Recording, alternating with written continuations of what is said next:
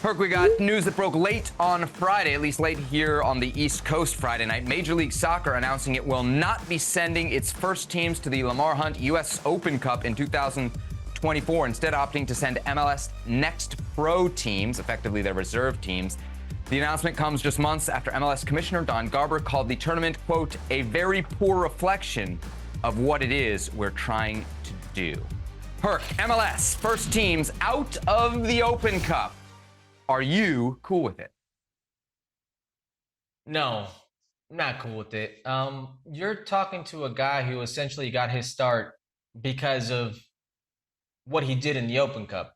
You know, in 2005, when a healthy roster was around for the LA Galaxy, a lot of the games I did play were reserve games or Open Cup games. And because of those Open Cup games, where I was the leading goal scorer in that competition, I would score goals, and Steve Sampson was like, this kid has something. So he was forced to give me more opportunities. And those opportunities paved the way for me to be a regular contributor for the LA Galaxy.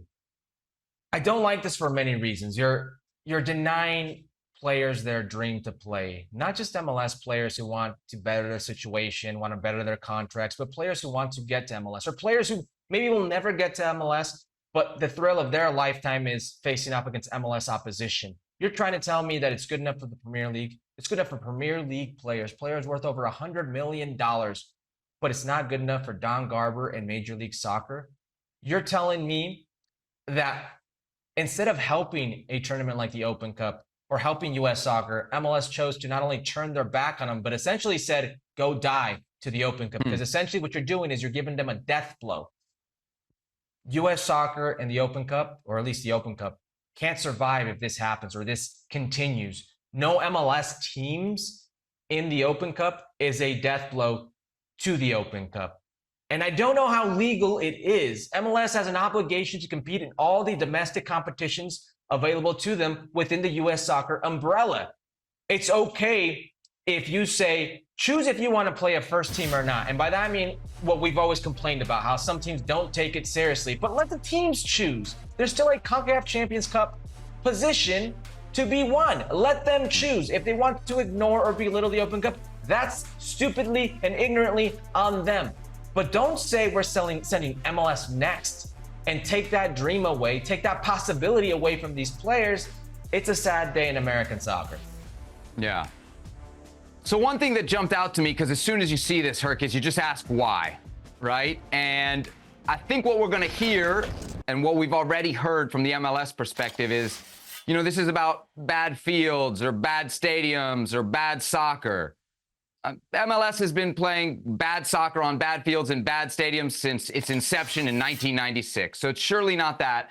And this other excuse that's cropping up about fixture congestion is especially rich for a league that invented Leagues Cup, Herc, and asked LAFC, again, in a league with salary cap restrictions, so you can't build out your roster to play, what was it, 53 games this year?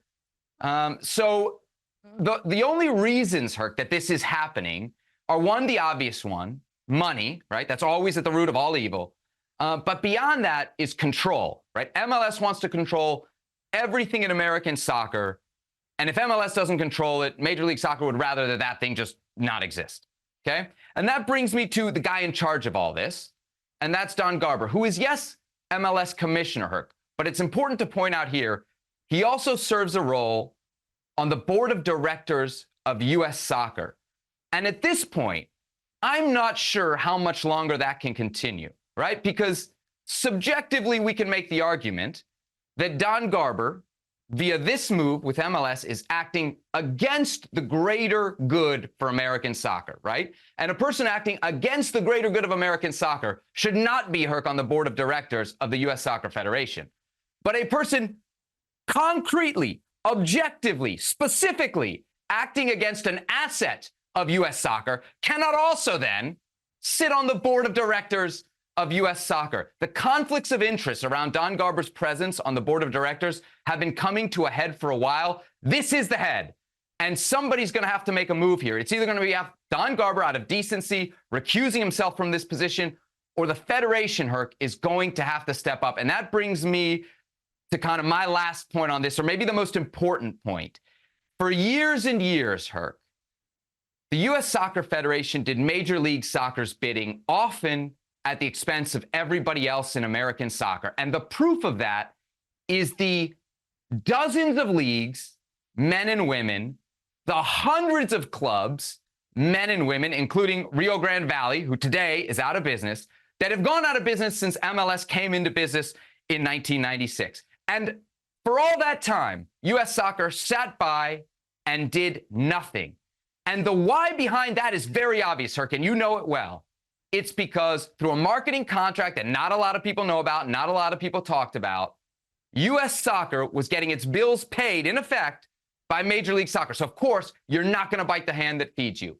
Well, that contract ended a couple years ago. So now this federation, which for a long time was only independent in theory and not in practice, is now really, truly independent and needs to take a stand. And for me, the stand is clear. You cannot let MLS Next Pro teams into this tournament.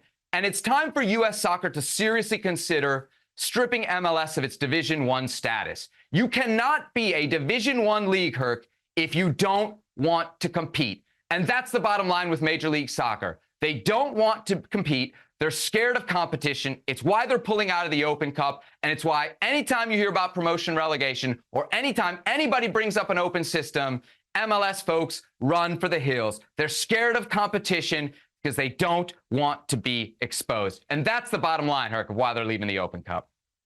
Yeah, I'm glad you brought up the Don Garber thing because people love to hate on Don Garber, but Don Garber is essentially Commissioner Goodell, Roger Goodell, and Roger Goodell doesn't make decisions. He pretty much is a voice for the owners, so he's that shield for ownership.